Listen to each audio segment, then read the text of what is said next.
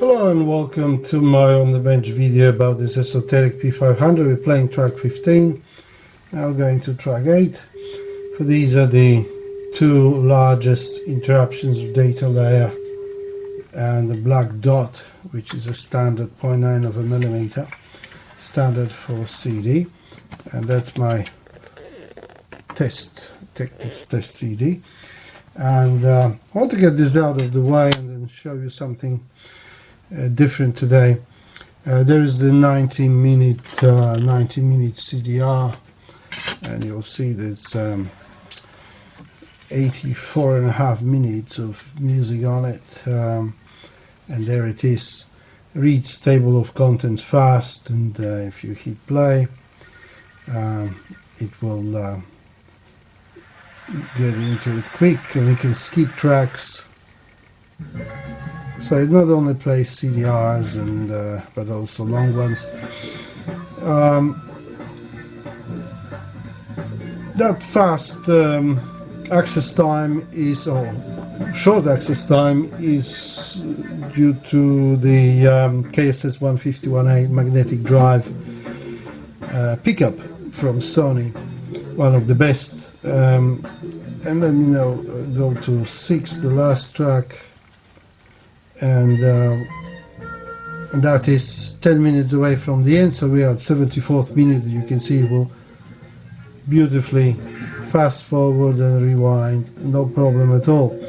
So obviously this unit, it works just fine, but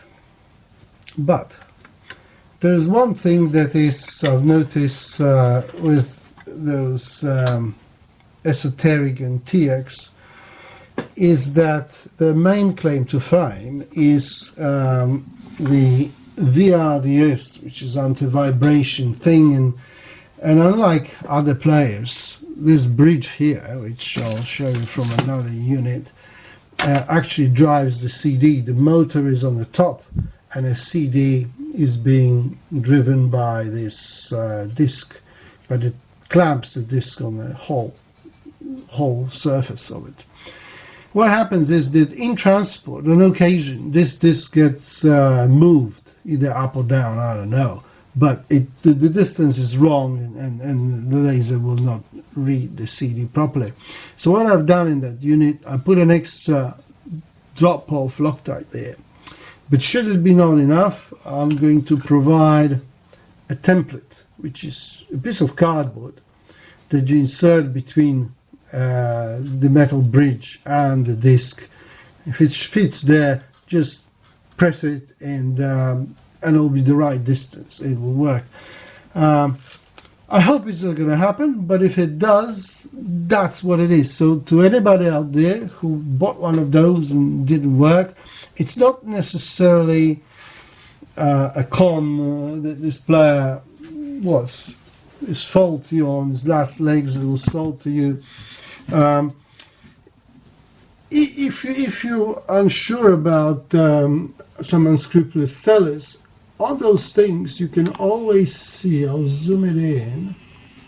Oh, I just got zoomed out too much. There's always on Sony's, there is a serial number. It travels too far. But anyway, you can see there's always a serial number, so you can see the original pickup that's there, if it hasn't been changed between the time the pictures were taken and the time you actually got it delivered. And I'll show you on this particular unit that if the unit is properly aligned, both the tracking and focus servos, you don't actually need a lot of laser light, and can be reduced so that to prolong the life of the unit, because those things are scarce, those KSS-151 lasers. So here I have a laser power meter, and I'll show you that it should be around 1 milliwatt. So we'll close the tray, the head will travel, okay, and it shows you there it's about just over 1 milliwatt.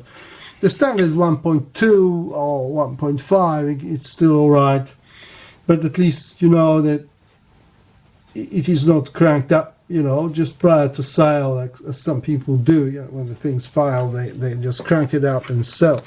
If it stops reading CDRs or stops reading some discs, but it's hardly ever due to laser. It's the alignment of it. Perhaps it needs a just check up, cleaning of the lens, things like that, and not the actual laser replacement.